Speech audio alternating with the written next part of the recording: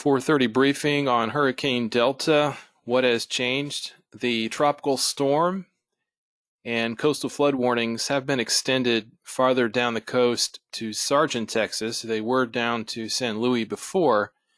There's very little change otherwise to the forecast track or the impacts. Here's a look at the 4 p.m. track, gaining confidence of a southwest Louisiana landfall. Really, all of our tracking models now are zeroing in on that area. But it will be a fairly large storm. So on the western fringe of that track, we will see some tropical storm force winds across our area.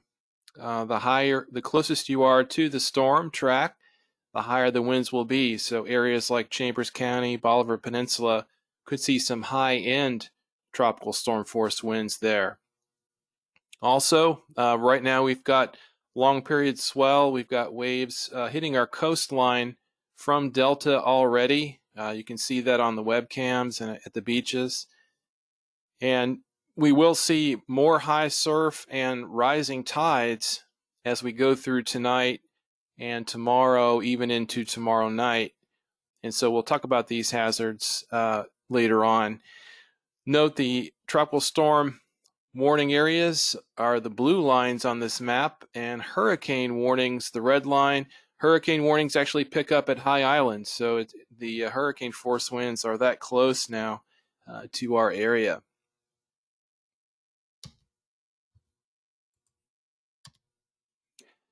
Here's a look at Delta, probably the most impressive it's looked so far. You can see that really well-defined eye in the center of the storm.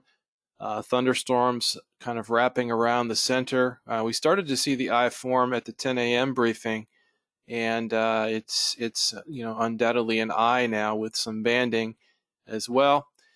Storm is currently tracking toward the northwest. It's due to become more of a northerly track and then north-northeast before landfall. So it still hasn't made that turn yet, but we do expect it will. This really hasn't changed. Still looking at the timing of tropical storm force winds arriving tomorrow morning, around 8 a.m., give or take a few hours. So as we go through the morning tomorrow, it should get quite windy in that tropical storm warning area, especially.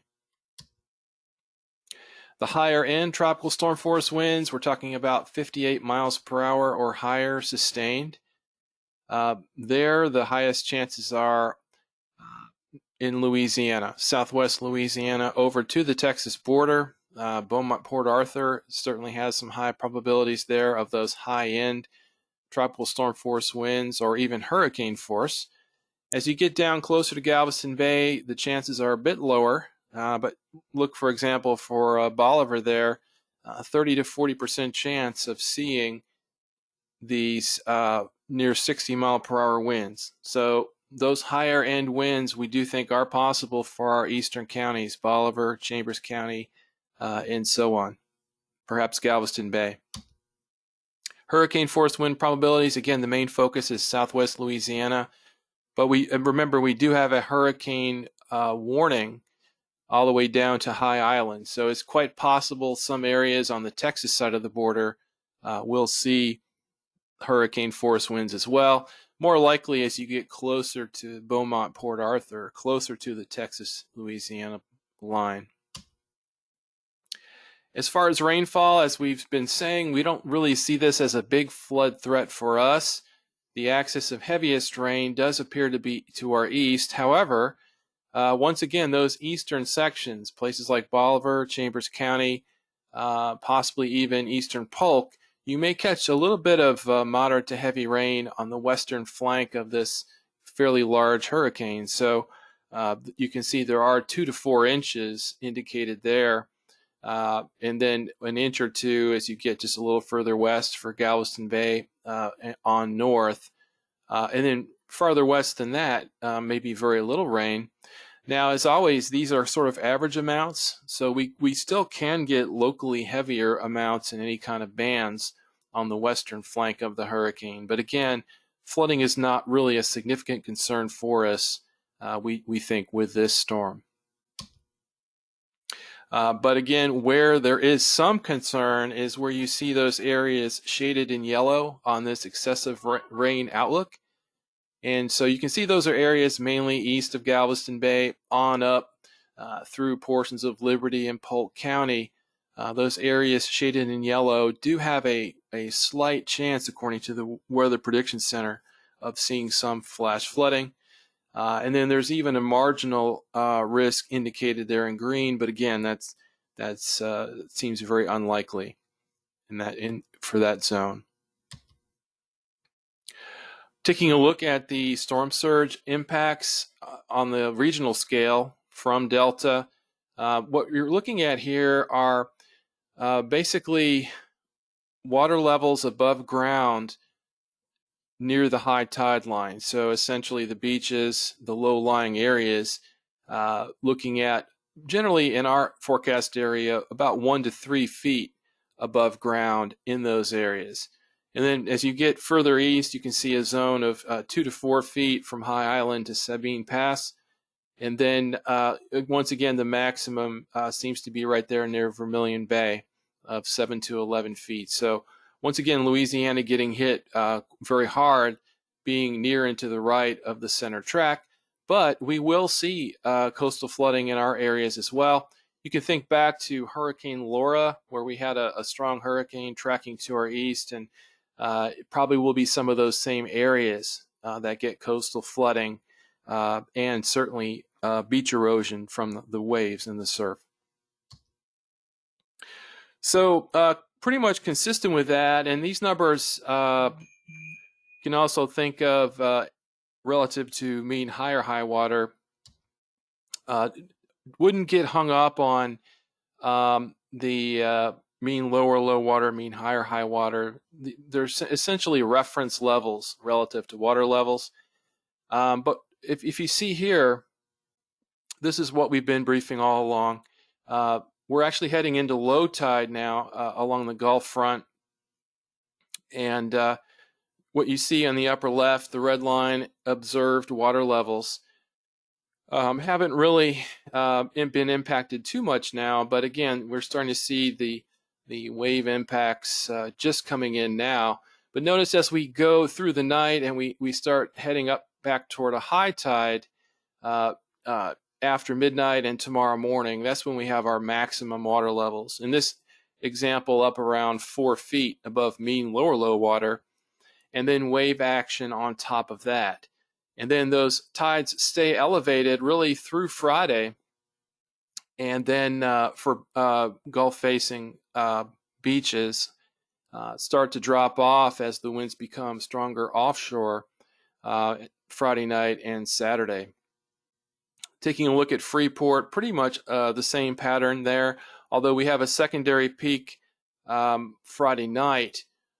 In that case, I believe, given the location of the gauge, that may actually be due to some bay effects that we'll talk about in a moment. And then again, timing-wise, for Galveston Bay, we're looking at the high tide tomorrow morning and then elevated tides during the day tomorrow for Galveston Bay. And then just as we had with Laura, as the storm is pulling away, we think there'll be some bayside flooding.